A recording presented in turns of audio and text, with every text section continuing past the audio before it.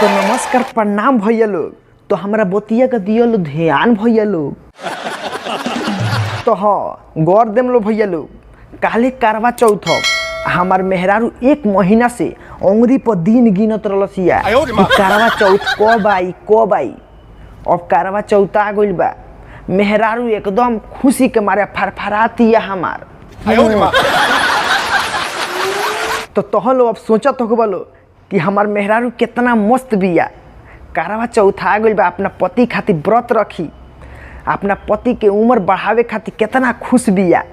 लेकिन ना, ओके उल्टा समझलो, उल्टा।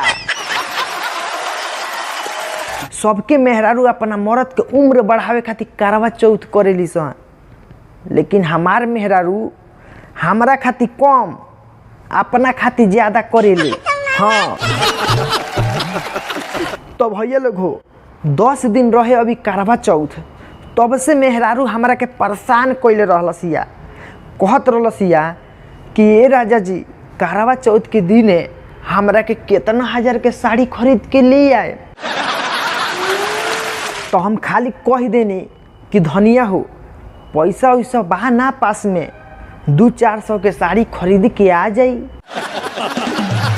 तो मेहरारू एकदम गरम मसाला हो जातिया, कहतिया 5000 के साड़ी ना खरीदबो तो हम करवा चौथ ना करे, आ दिवाली के पहले ही तहार गोधन कूट दे। तो भैया हो, मेहरारू के मनावत 4500 के साड़ी खरीद ले बानी कर्जा काट के।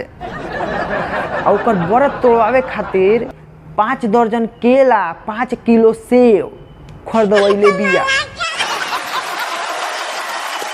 हमार मेहरारू एकदम आप सवार्थी उ मनावे ले कब परब आओ कि हमरा के नया नया कुछ खरीदाओ।